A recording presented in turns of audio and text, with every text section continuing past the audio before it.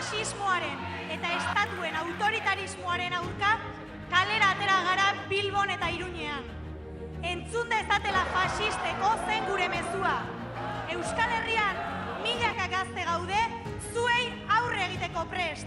Kaleak ez dira zuenak izango. Ez dugu onartuko diktadura frankistaren gorazarrerik. Euskal Herriaren eta Euskararen aurkako ideia supremazistarik, etorkinen aurkako arrazakeriarik, edota emakumeak gizonen zerbitzura egon behar duela dion diskurtso matxistarik.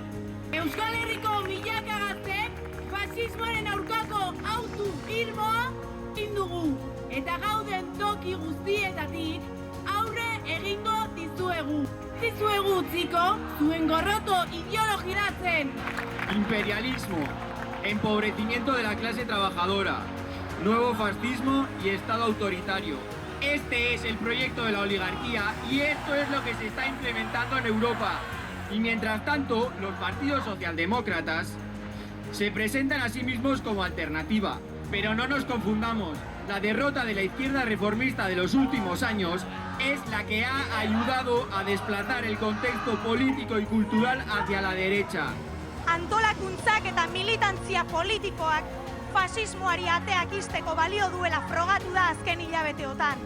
Euskal Herriko milaka gazte ari garelako fasismoaren eta estatuen autoritarismoaren aurkako kontzientzia hartzen. Horrek duen garrantziaz jakitun izan behar dugu. Izan ere, estatu autoritarioa ezarri nahi diguten garaiotan, orokortua dagoen desatxikimendu politikoa kapitalismoaren aurkako indar bihurtu eta estatu sozialistaren aldeko borroka indartu behar dugu. Eta horretan gazteok funtsezko papera bete behar dugu. Agenda imperialistaren aurka, estatu polizial eta militaristaren aurka, eta fasismo berriaren aurka, gazte langileok mugimendu sendo bat egotea baita antidotorik onena.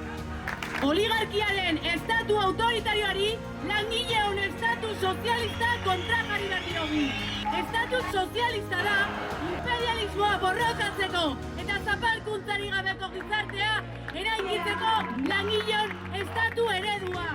Nazioarteko iraultzaren eta euskal sozialistaren norabidean gora iraultza sozialista!